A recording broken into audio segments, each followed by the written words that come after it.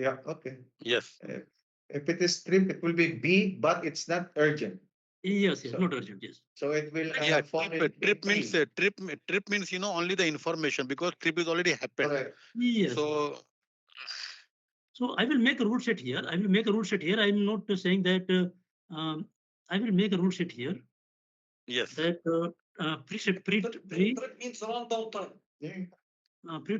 trip alarm with less downtime Yes, is considered because trip would be expressed in terms of rundown time. as a notable risk, as a notable severity.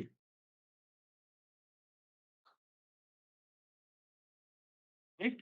So this is what is saying pre-trip alarm with less downtime.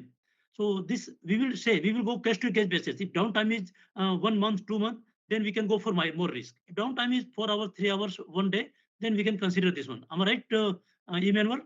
yes, Okay, yes, yes. yes, It look yes, like yes, okay. yes. Yeah, look like reasonable. Yeah. Yeah, See, reasonable. I will only trigger. But definitely I need your help. Yes. Okay.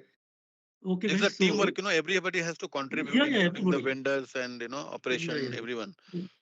Yeah, true. So guys, this is the case, and we have reviewed here. Okay.